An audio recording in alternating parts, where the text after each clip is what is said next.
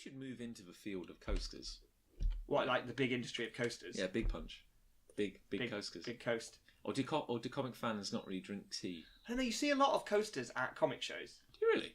Yeah, like, if you go to a merchandise stand in MCM or something, they'll be like, oh yeah, we got your comics panels coasters, we got your superhero coasters, we got your roller coasters, I guess you couldn't really do, like, I don't know, branded beer keg helmet kind of thing. You know, like those things. That's sort of the wrong demographic. Is that what you're getting at? Well, that's maybe, yeah. Because you know, you get the stuff in like American, for like frat boy comedies where like they have that hat with like 2 beers. First aid. Yeah. Yeah. It's very funny, John. Don't think you realise quite how funny it is. Maybe we should. I think we should get into like drugs paraphernalia. I think that'd be the way forward. I think we should start branding ourselves as a fraternity. Right. You know, like we could change the Big Punch branding to be like BPS, but in a sort of like, you know, that sort of Delta Kappa. So it'd have to be like beta feta meta or something like that. I can't remember my Greek letters. Or the initials to the company you own either. At what point did American, I guess, fraternities and sororities make the decision to go down that route? That Latin route. Like, they really can't all weird. be coordinated, because the whole point is they're not. They're all individual groups. Yeah. Oh, no, but it's weird, isn't it? Because you can get, like, franchises. Can you? So the equivalent would be... Because you went to Lincoln University. Yes, I did. I went to Leicester. The equivalent would be... I go to Leicester, and I'm like, I really want to join a frat. And then there's all, like, these fraternities kind of, like, pitching. And they're like, hey, we're the, Theta Alpha Omega frat. And we have branches everywhere, in every university. Oh, really? Yeah, that is a thing. And then you at Lincoln could be like, hey, I'm also in the Theta Alpha Omega. Also, we'd be in the same fraternity, but in different universities. Huh. And I think in America, it's a bit like, to some extent, it's a bit like the whole Freemason thing. Yeah, so kind of like if you're interviewing someone for a job, you know, years after your university degree, and your interviewee is in the same fraternity that you were, you're sort of like, oh, might give him a shot because it's like... Oh, entirely. No, nepotism. absolutely, yeah. Artificial enforced nepotism. AEN. Is that the name of your new comic? Yeah, it's the name of my autobiography, actually. It sounds quite good when you say it like that. A while ago, because Lucy and I had a little holiday in Cambridge, and we were researching like secret, heavily air quotation, societies at university. Oh, right. And in like Harvard and Yale, there's a massive tradition of like these secret societies, like the Skull and Bones, the Key and Scroll. They sound great. Yeah, but again, they all have a similar naming convention. Like somebody did it first, and then everybody else copied it. It's interesting, isn't it? What made that catch on? I think it's one group did it, and it seemed vaguely prestigious. Right. And then everyone was sounded like, cool, yeah. I want to get in on it, you know. I want to get in on that. Yeah, it's an odd one. It's like... and basically, they're just glorified drinking establishments, you know, for lack of a better word. I think as a kid I discovered this about secret societies, especially like the Freemasons and stuff, is that after a while, and The Simpsons does it really well as well with the stonecutters, doesn't it? But it's like, you realise that really all they are is just an opportunity for a load of blokes to get away from their wives and drink.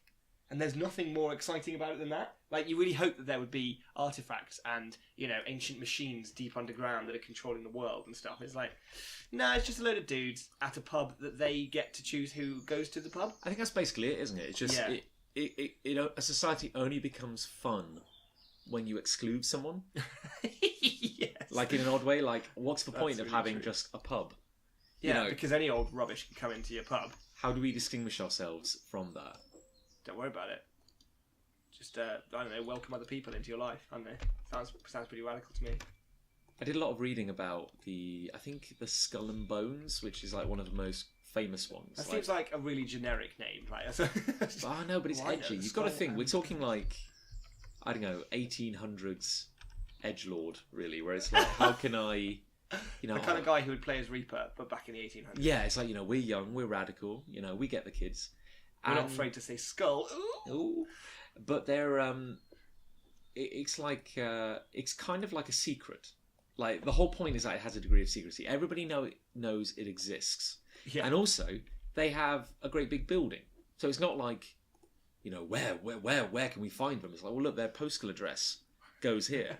They have like this, I'm going to get this completely wrong, but they have like this massive building, and it's called something like the Mausoleum.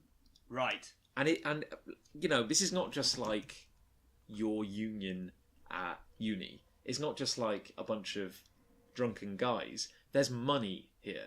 Right. Like, this is a proper, like, Greco-Roman style building. Like, great big marble. It's quite impressive. And it's like, the only things that are kind of like, I guess, special about it is that membership, you have to be nominated. Okay. And there's like, it's something like there's only like 12 people recruited a year. So it's very selective.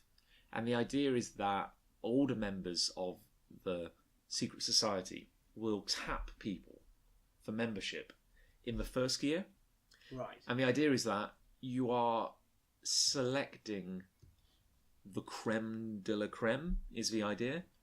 And that's not just... So it's like there was like a leaked foreword, which somebody wrote in one of like their books or something. You know, technically it'd be easy enough for someone to get hold of this, but someone wrote a foreword where they explained that in a good year, a intake into the society would include the captain of the sports team, the captain of the a cappella group, a notorious womanizer, a drunkard,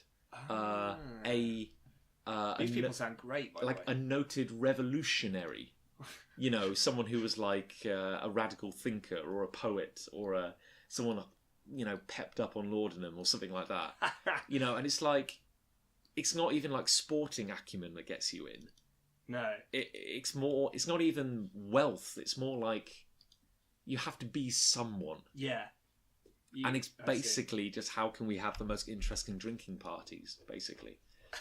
And of course, because this was written a good while ago, in a less enlightened time, it was also like, oh, and a black man. Oh, really? Or something like, yeah, we'll just, you know, or a Jew. You know, it was like, oh, wow, guys. That is not as non-racist as you think it is. You know. No, it's totally. I'm not racist. I've got a black man in my secret society. It's fine. We've got a token black dude hanging out in a drinking club. No, you're the we monster. don't talk to him. Quite. But it's like, I think it's a big thing where I think a lot of US presidents, in some form or another, have been members of one of these societies or another. Be it, I don't understand the Harvard-Yale dynamic or the rivalry, but yeah, there is a rivalry there. There is, yeah. And it's like, I don't know, it's like you go to one, you go to the other, and if you are someone, you are in the relevant society for each. This is very interesting. It is interesting. I remember hearing about one that was very simple. I think it's called like the Joker Club or something like that. And basically, I think it's a military thing, if I remember rightly. And the way it works is that you can't join. You have to be invited. Yes. And the way you're invited is by being given a Joker card from a set of playing cards. Oh, okay. But then all it consists of is if you're in a bar and someone shouts something, and I can't remember if it's like Joker's up or Joker's out or something like that. Yeah. If you're a member, you have to take your Joker card out and hold it up in the air. And you may be surrounded by potentially tens of people that you do not know in this club. Because someone shouted it, you're a member of the club, you are obligated to get your card out and hold it up. And if you are the last to hold it up, you pay for everyone's drinks who has a Joker card. But it does mean, in a funny sort of way, that a lot of the time, if you're in the right circles, you'll get your drinks paid for by someone very unlucky. I was going to say, that's a bit like, have you heard of challenge coins? I think I have, but I don't know. Tell me all about it again. I will, Nick. Tell me, John. Spin me a yarn. I've got to say, they're kind of beautiful. And a couple of years ago, I looked into getting some made. Right. Like, as a thing. Originally, I was thinking for After, I think. Yeah, but the idea is that it's about the size of a £2 coin.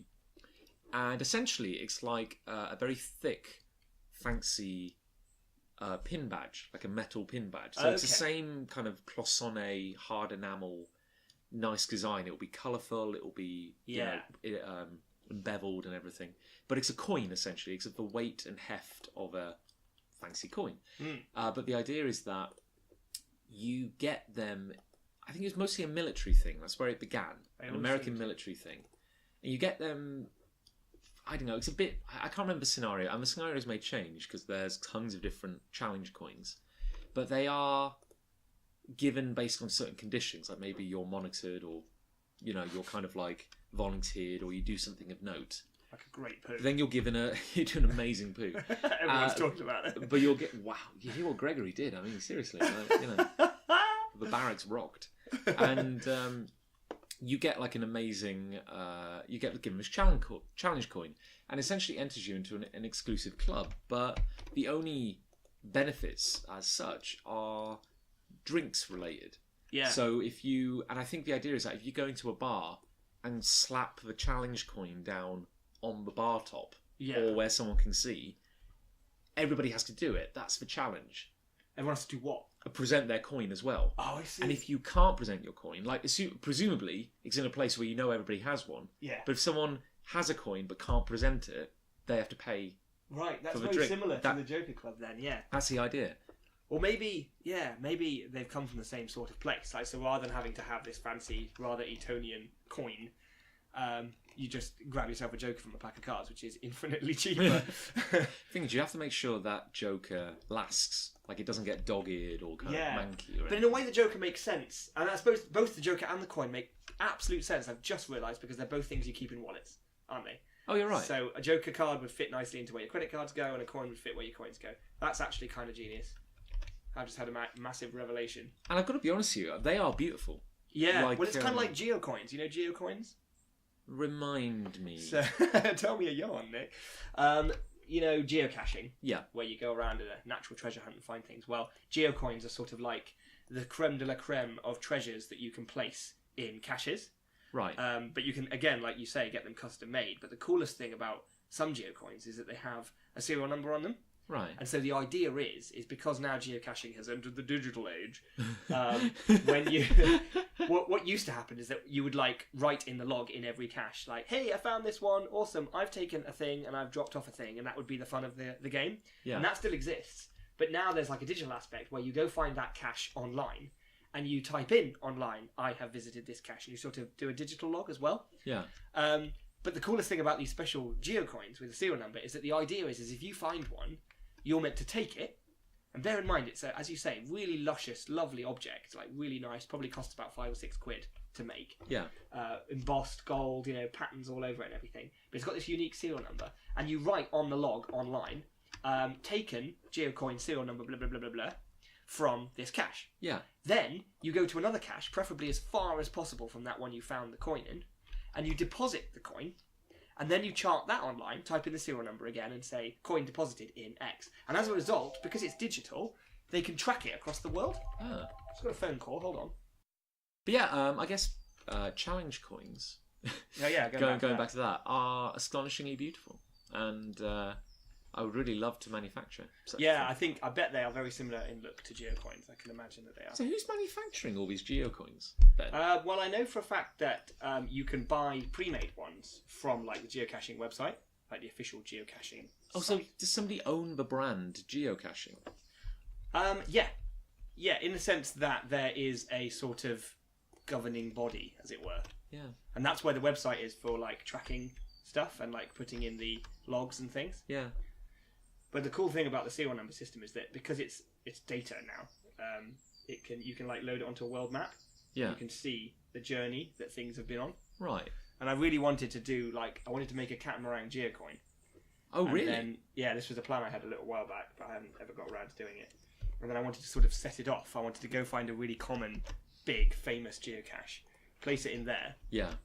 And then basically, accompany it with a little note or something that just said, literally take this as far as you can. Did you ever look into manufacturing those, or how you might do it? Yeah, because then as I was saying, there's the pre-made ones you can buy on the geocache website, but then there's lots of manufacturers, or I say lots, but I found a few, who make them. But it wasn't cheap.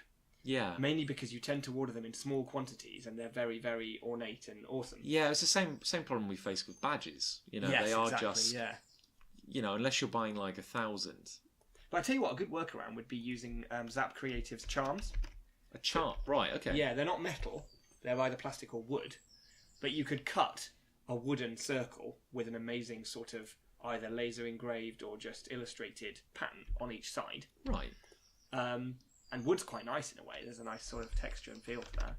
And they're quite cheap. You can order them in decently small quantities, like 50, 100, 200, something like that. Right. And you end up paying about, I don't know, so 150, 200 quid probably for them. You see, I love that kind of thing. I like the idea of something. It's why I It's like artifactual, isn't it? Yeah, like I mean, I really love pin badges. Anyway, Yeah. like nice metal badges. And Well, that's very affordable. We've discovered. Yeah, no, that's one of the things we're going to be exploring with Big Punch. Absolutely. But I love the idea of like a little artifact which symbolises that you're part of a club. Absolutely. In some way. It's great. It's great. You know, that's the kind of. Maybe I need to make some sort of catamaran secret society. Because it sounds like Skull and Bones, you know, Key and Scroll, Cat and Moran. But it's kind of like a stupid one. It would be like, you know, the feline and dessert. Feline and pudding. Yeah. I think that's the thing. You'd want it to be stupid. And I think actually with Catamaran that would work really well. You'd want a sense of humour. Well, yeah. Well, you already have your awesome league of brilliant dudes, whatever you elite team. Yeah. Yeah, you know that's cool. People dig that already. They dig it. Already. Can you dig it? I can't dig it. Oh yeah. I want to dig it. It's a noted problem. I can't. I won't. So I don't know. I'm much the same with Afterlife Inc. and everything. It's like when we did the pin badges for Afterlife Inc.'s well suited to a secret society as well. It was like when we did the badges for the Lifer badges. The Lifer badges, yeah. Yeah, they were good. You know, that's something I never really explored to its full potential. Like I was like, I would love to refer to fans of Afterlife Inc. as lifers. Yeah. You know, and that's some I should make a bigger deal of that. Yeah. But again, it's just time and we have all of these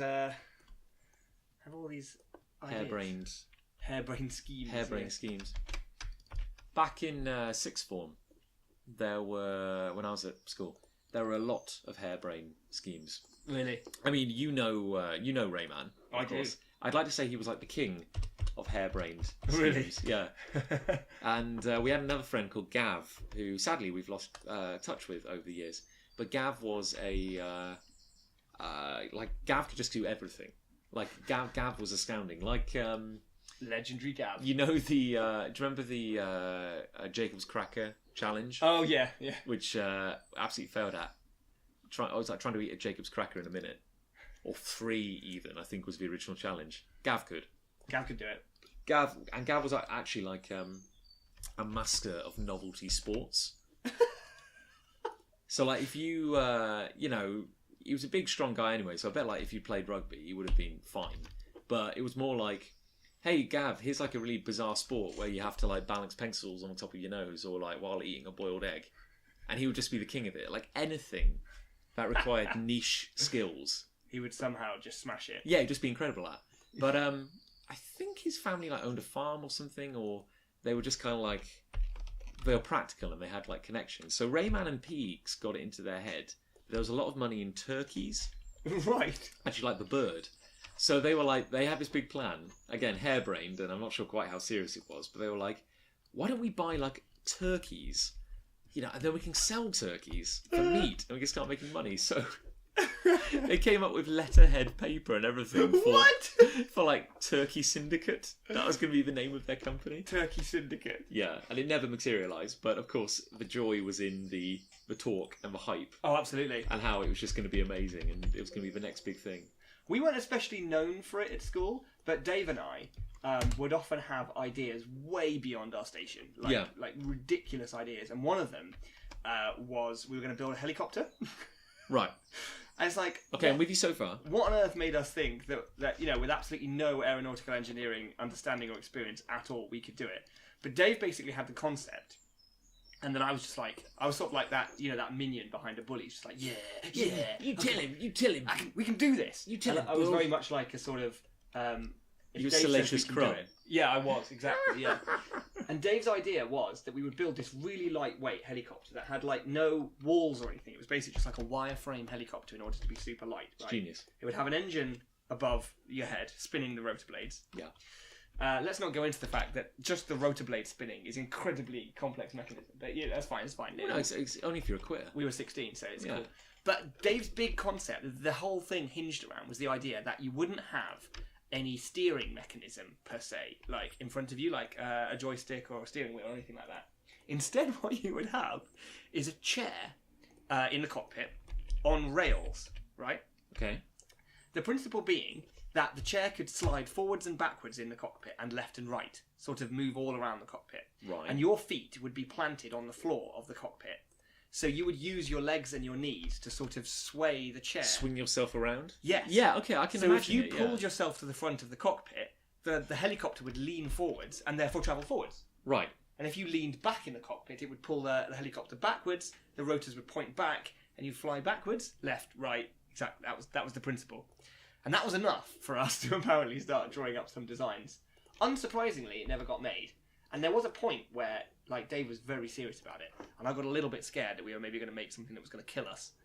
But it didn't happen for very obvious reasons. I've got to say, like, I can sympathise to some extent. Like, you know, like making a helicopter is perhaps a bit extreme, but it always used to drive me so mad at a young age because I'd always have these ideas, and I'd always be like, "Oh, we could do this. Or wouldn't it be amazing?" Like I think I was a bit kind of like presumptuous for my age, where I was kind of like, "Oh, I bet this, you know, we could do this. It'd be fantastic." Or what if we, you know, we could have an adventure. We could go on, you know, a road trip or something like that. Yeah. And it just never happened. No. And I think part There's of it a frustration there, isn't there? There was a massive frustration, and I think part of it was I was young. You know, I wouldn't have known what to do anyway. Like, it was impractical. Yeah. But I think the thing that always just drove me mad was everyone's lack of enthusiasm or belief as well. Yeah. Like, it was always just too much work. Yeah, it's like that's not going to happen, is nobody would do it. And that just really made me sad. I was like, oh, but, you know, we could be having fun or doing something cool or... But it's like we'd watch things, wouldn't we? We'd watch films like The Goonies or read books like Famous Five and stuff, and they didn't seem preposterous. They didn't seem impossible that kids could just have fun, you know, and go on a little bit of an adventure. And yes, it would be awful if maybe some smugglers or someone rocked up, because we'd probably just get smugglers, yeah, murdered or something, rather than like, yes, we'll expose them for the crooks that they are. Instead, it would probably just be, let's call the police. Oh my God, they've got Jerry. Let's just leave Jerry. I'm so scared. They've taken Jerry. I've weed myself. It's all over. Yeah. But aside from those bits, the sort of Swallows and Amazon style, let's go onto Lake Windermere in our boat and camp on an island, that was always so appealing to me. Can I just ask, did you read those kind of books as a kid, like Swallows and Amazon's Famous Five, Secret Seven? Read them all. Yeah. I devoured them. Yeah. Like, this is just not like an interesting joint mindset, you know, where, like, the problem was we read all these books which were written in like the 50s, which were about exactly, and they were like completely unapplicable to the real world. Yeah, not only because kids can't do that, but also because it was the 50s. Yeah, and kids just ran out and did crazy ass stuff like this, and no one ever got into trouble. No. Yeah, I don't know. I think that's the kind of thing that really just, I don't know. I think I was like a middle-aged man before my time, basically. Like, I was quite frustrated by being a child. Yeah. I wanted to kind of like get out there and start doing I had fun a lot stuff. Of like ideas beyond my station as a child. Like, I wanted to have a company. Yeah. I loved this idea of having a company and a logo, and I would often make things, usually out of cardboard and lemonade bottles and stuff, and I put like this little logo on them. You know, sort of, because I like the idea that a logo made something become part of something bigger. Yeah. So I really like the idea that you could have one little product, but if it had a logo on it, then now it's not just that little product. It's like it's part of something. It's part of a family. It's part of a.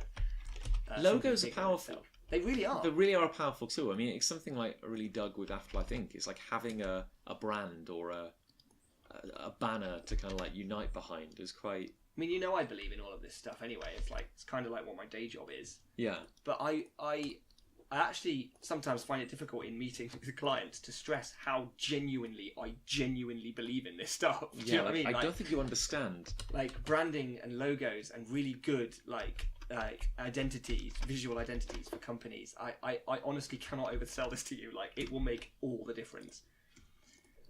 I love it. I totally believe in it. I mean, a very sad confession now, but because I was, you know, because I was so into like the Secret Seven and the famous Five. Yeah, Famous Five. Yeah, Famous Five. Yeah, and all that kind of stuff. And I was reading these books which weren't really relevant in the modern age. No. But it's like, I desperately loved the idea of a group of people against the world. Like, I thought that was just fantastic. So absolutely, yeah. I know, like, in primary school, we had a little club as well. Yeah. Which I think I kind of instigated, because I was like, I want that. I want to be out solving mysteries. Yeah. Like, I don't know where we'll find these mysteries, but I want to be doing... We've just got to find one. Yeah, we just got to find a mystery, and then it'll be cool, and we'll all have an adventure. And we would hang out. And yeah, we never had adventures, but yeah, it was cool. And like, I kind of loved that stuff. And I think it kind of like broke my heart in a little way when everybody grew up and got on with their lives, and that was suddenly sad. Yeah. And I think that's one of the reasons I was such like an awkward kid, is that I found it... definitely. I found that transition to secondary school quite hard. Yeah. Because actually secondary school, for me, getting to that age was suddenly a realisation that I'm now old enough to have a greater ability to do all the stuff I wanted to do when I was like 6. Yeah. You know, so now when I wanted to make something or put a logo on something... Oh, phone call again. Now it would look quite good. I'm back. What were we even talking about? Branding. Secondary school. No, then secondary school, yeah. And like still being an awkward kid because you still wanted to do all that stuff. But now apparently it wasn't cool anymore. I know, that was the thing. It was suddenly, and I think this is a word which has kind of like haunted my life, is cool. Sad. Oh, sad. Right. You know, like, what's this big thing? He's so sad. Yeah, it's going to happen now. I'm going to quote the Invisibles. Now, there's a lot of It's gonna happen. There's a lot of madness in the Invisibles. There is. You know, and I was rather shocked to learn that it didn't have a coherent plan behind it when Grant Morrison wrote it. I'm not shocked then. No, shocking, yeah. But there are like odd moments of profundity within it. And he said, like, we live in an age where, or one of the characters says at one point, we live in an age where beliefs are mandatory, but convictions are sad. Interesting. And he said, so everybody has to have a belief. So everybody, you know, it's an era where, like, you know, as we've talked about a lot, there's a lot of favoritism in politics, for example, if you are religious. Like, it's very hard to get anywhere if you don't ascribe to a major religion. And yet, actually standing up for something you believe in, or caring about something... Actually, I think that's the thing. Caring about something passionately was sad at secondary school. Yeah. And it didn't matter what it was, although apparently caring about football was fine. Yeah, and this is why we took great pleasure in calling them nerds when we were at that restaurant the other night. Yeah, it's like, this was like the inherent hypocrisy at the heart of it. It was like, you could care about anything. Like, I cared about comics, you know, but you could care about dancing, music, anything. But to show any form of passion was a bad thing. And you got really pushed down and got it pushed out of you. Yeah, like you were Which is therefore remarkable that we came out still with any passions, you know? Like, I know, yeah. Because I know a lot of people, like certainly some friends that I had, and, you know, other people that I knew and stuff, like, they would be into similar sort of stuff that I was in, like, year 7. Yeah. But sort of by year 8, year 9, they'd had it beaten out of them. And now it doesn't even play a tiny part in their lives, you know? And it's like, we all got bullied for it in greater or lesser forms. But somehow I managed to... I think maybe it was just too close to my heart. Like, it was just in my heart. Well, like, yeah. You can't beat that out of me. But it's an odd thing, isn't it? Because if you couldn't say it was because we were strong. No, certainly Yeah, I think it was more like we just didn't know to quit. In a weird way. It's like... Well, I just learned to keep my head down. Like, that was... Well, that's it, isn't it? That was the big thing for me at school, and, like, wanting to still do the things I wanted to do. So, basically, to be stubborn enough to not want to change, but still be scared enough to not want to be bullied. Yeah. So, it was like, oh, just hide it all then. But it's like, if you were strong, or if either of us had been kind of, like, stronger at that age, we would have been like, no, mate, I love it. I don't care. What's your problem? Fight me. Get off my back. Yeah. But we didn't do that. And I think that's exactly what he said. We didn't quit. We just kind of stopped publicising it. Yeah. So, yeah, you're right. You just kept your head down. You're just like, you know, I don't want trouble. Just leave me alone. I don't want to invite this hardship on myself by being public about the things I care about. But you're very right to say invite your hardship, because I did suffer from the delusion, I guess, that the problem was with me. Yeah. And I knew I never really had any desire to change, and I knew that I wasn't going to and that I didn't want to, but I thought that I was different. I was the weird one. The reason I was getting bullied was because I was stupid. Yeah. And for whatever reason, I never really blamed myself for not being into those things, because I did try. I tried to get into football. I tried to play football at lunchtimes and stuff, but it never really stuck. Yeah. And I just remember thinking that, well, that's the problem with me, and the only way I'm going to get through this is I want to be happy, so I'll keep doing what I like, but no one needs to know about it. Yeah, it becomes a very private thing. Exactly, yeah, and I'll just be weird, because obviously I'm weird, obviously I'm different, I'll just be different in silence. And I think in a way that's actually very, very sad, because there's probably a lot of people out there who maybe after that period of their life, they never come out of that hole, you know, or they never continue to do the things they used to love to do. And we've got these amazing, talented, you know, potentially generous people out there who are never going to share their gifts because... Well, it's horrible, isn't it? Like, I feel... I mean, we certainly, you know, we're doing the things we love now despite that treatment. Certainly not because of it. Oh, yeah. I mean, I remember feeling desperately... You know, like... Because I'm really respected for it now. Do you know what I mean? Yeah, that's the same sort thing, of isn't people. it? Like, Yeah. I can't believe Nich Angell is still doing all this stuff. I can't believe you stuck at it, you know? Yeah, what a legend. Like, the stuff you're doing now is really, really cool. And it's just like, yeah, dude, you could be the same if you hadn't caved to the football Illuminati, you know? Yeah, I don't know. It's weird. It's hard not to be slightly bitter about it, but I am. Oh yeah, absolutely. I have every right to be bitter. I think. I am very grateful.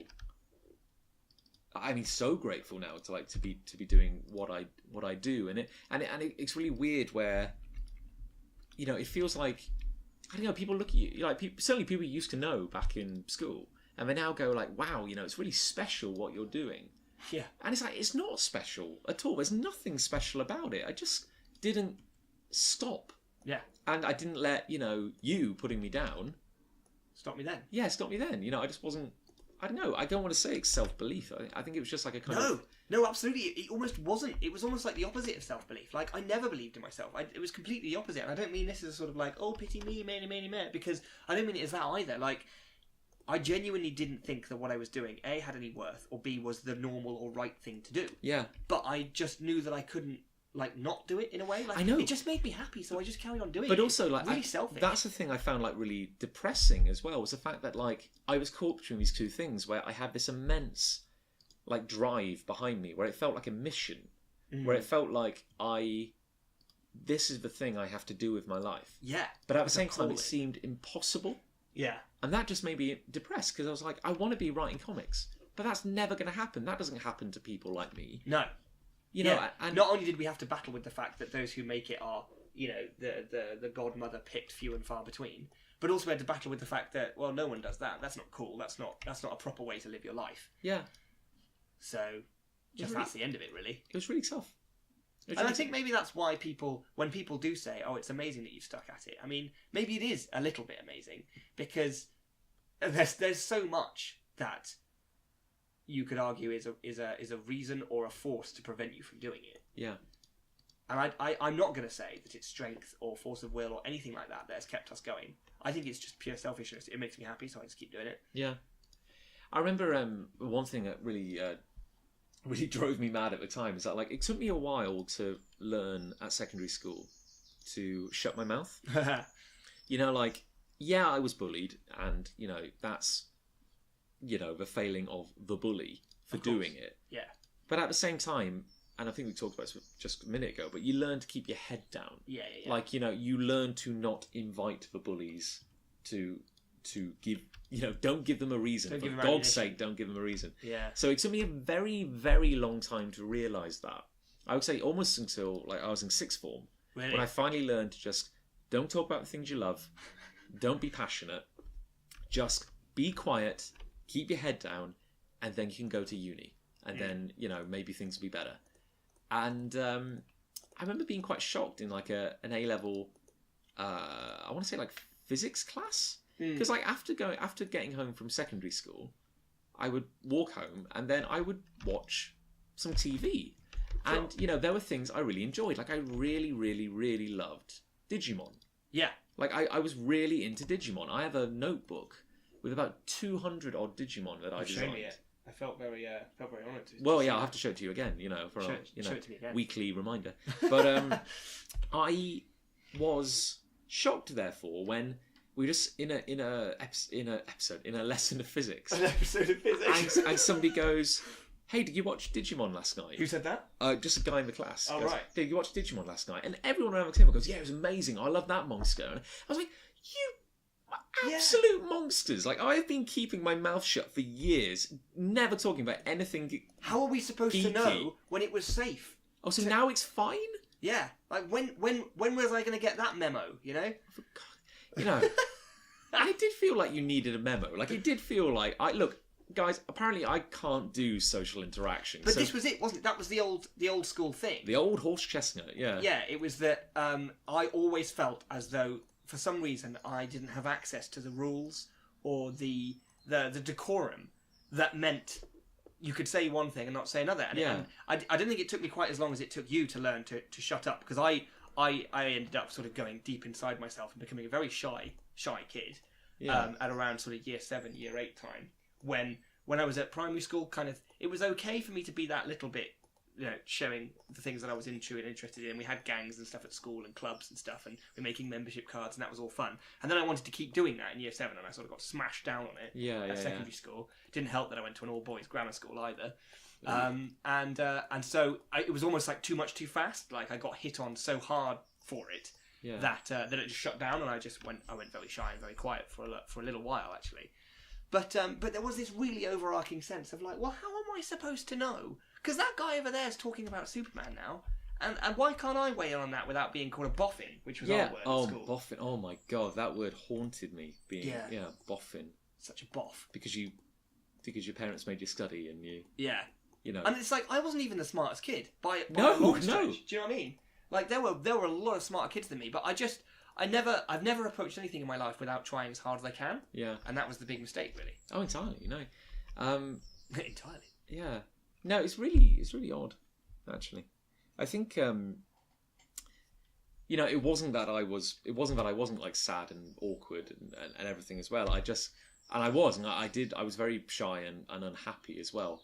But I just didn't learn, you know. I just kept kind of making these mistakes that made it worse for me. Oh, I mean, I'd always make mistakes still, despite having my head down. But no, you're right. Yeah, it was really sad. Actually, it's really sad that people went through this. I mean, like, I often feel that like secondary school is like you're a rough object rolling downhill. Yes, and like society, and particularly secondary school, it just rubs the edges off you. Yeah, just bevels the edges off you, and at the end, you're equipped to perform in society, and it hasn't been nice, but like like I said, you know enough to keep your mouth shut. You know enough to not cause trouble. Yeah, but my problem with that is that it can go too far. Oh, no, I agree. I don't think it's good. And it can take a huge amount away from a person that actually made them individual and exciting and interesting. Yeah. I believe in having some of your sharp edges, you know, because there's rudeness, you know, there's general manners to respecting another human being in your presence and stuff. And you might love Superman so much that you want to talk over everyone else whenever they're talking about anything that they love, and that's obviously wrong.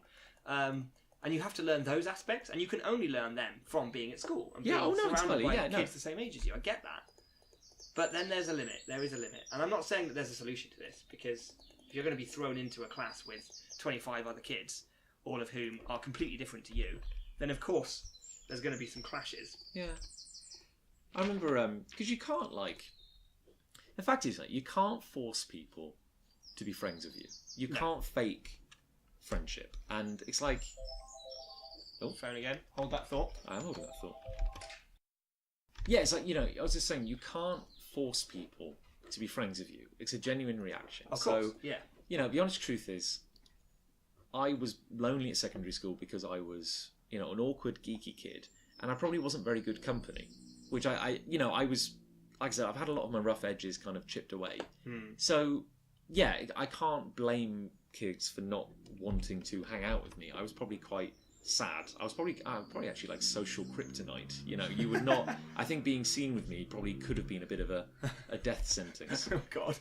So yeah, sorry, no, I'm probably laying it on a bit thick, but it's like, you know, I don't blame the other kids for not liking me. Really, it's just kind of sad in a way that it got to that point.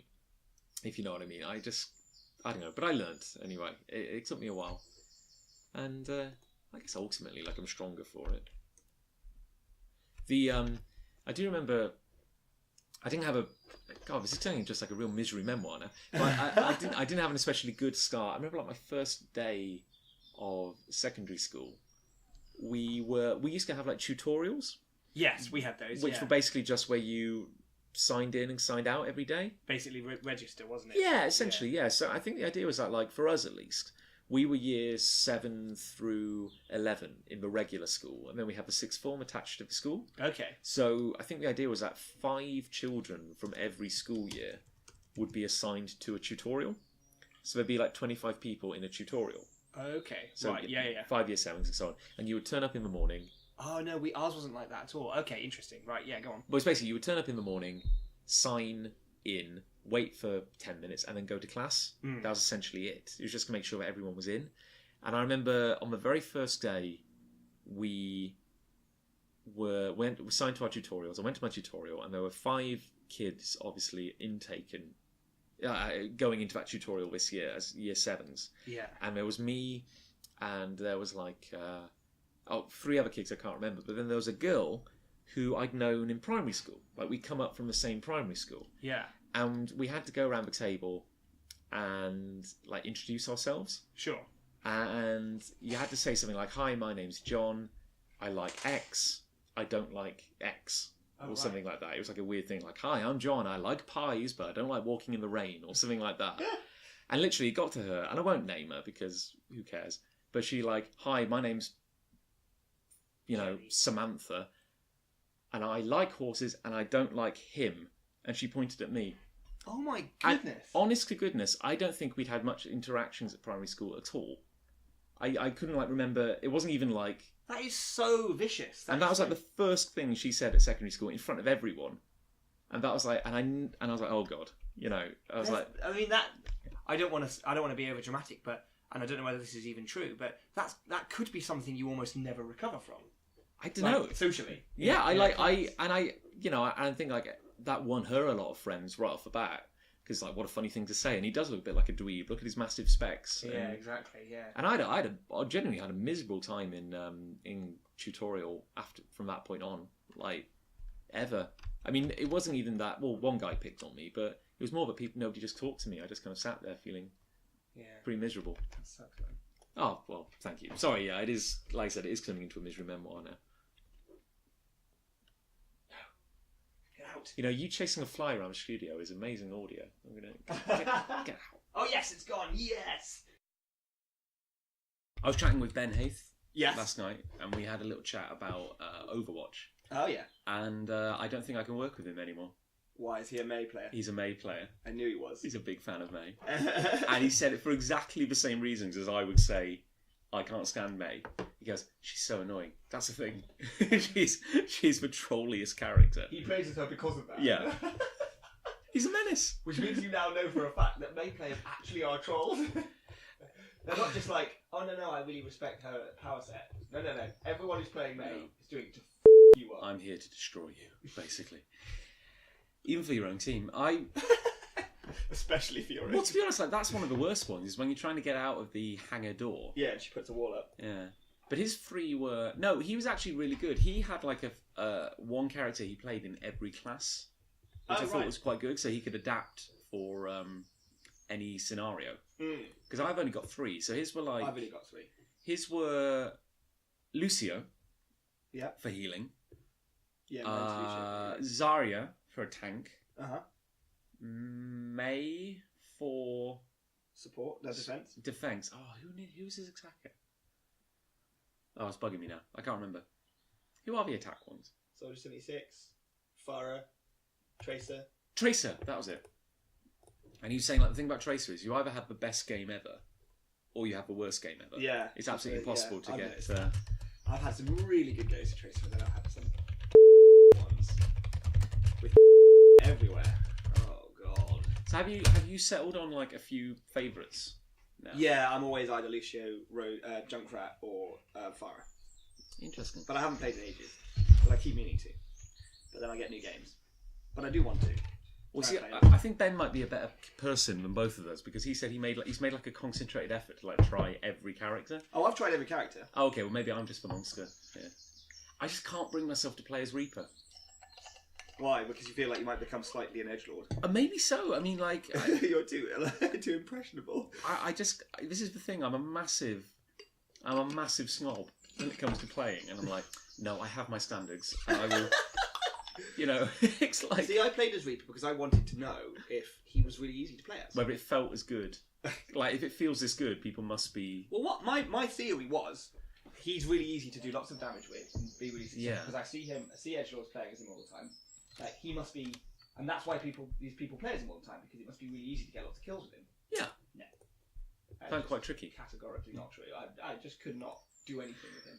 The one thing I will say about Reaper, because I think there's I know, like, a while ago, Blizzard were talking about trying to refine the play of the game algorithm, because at the moment it seems to be calculated entirely on kills and kill frequency. Yes, if you kill 5 in a row, you'll probably get the same. So you could kill 20 people in a game, 50 even, but somebody who only killed 5 but killed all 5 of those in very quick succession would get play of the game. Because that's obviously an exciting moment. And the problem is that play of the game can't calculate amazing defense. No. Or, like, you say you did something amazing where all you did was escort the payload through, like, a really pivotal moment. But I can't recognise that. Yeah, because it's like, well, you didn't kill anyone, but you just held the ground.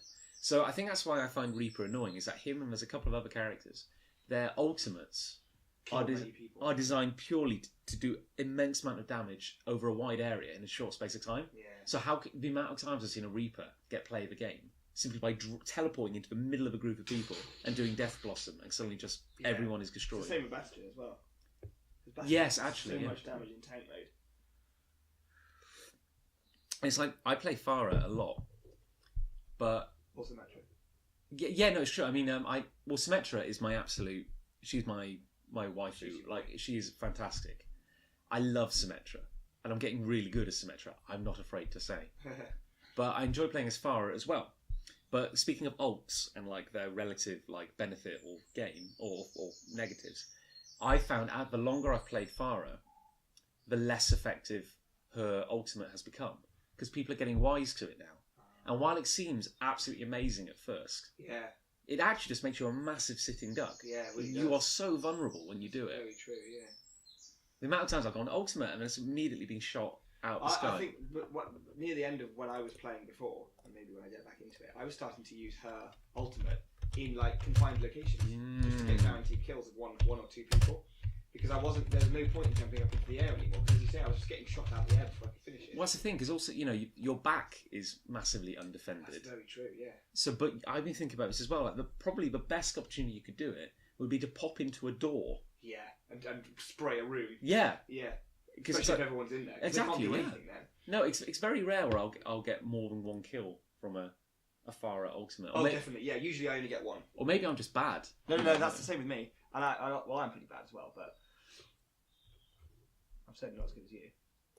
Oh, it's very kind of you. Well, I think that's because purely... This is the problem I have with the levelling system, though, is that it is partly time as well. Yeah.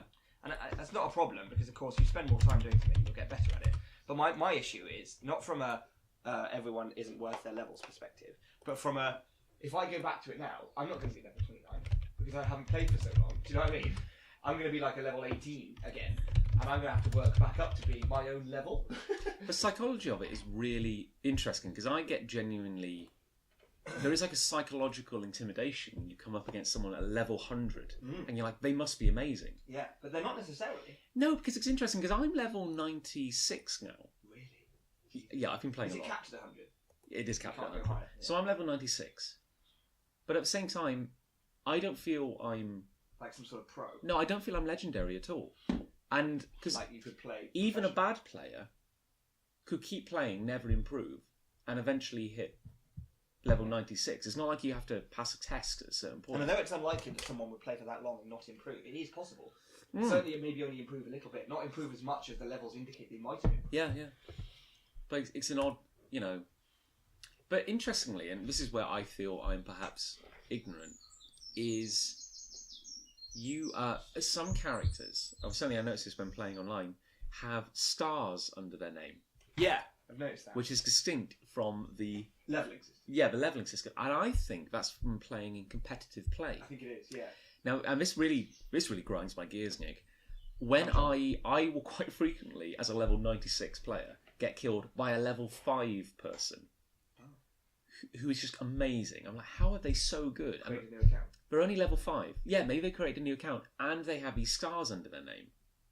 Oh, can you prestige in this? I don't know what that. Yeah, maybe I don't even know. Or maybe like the real players, like the really good people, are not wasting their time. Oh my god, what if the stars are prestiges? As in Call of Duty. In Call of Duty, when you level up to maximum level, which I think is 100, you then go back to level 1 again. really? Something changes about your profile, and you get like a Oh my god! silver or gold Oh, frame. Overwatch stars. What do they mean? Let's find out, Nick. Oh my god, Nick, you're right. Really? A star, is 100 levels.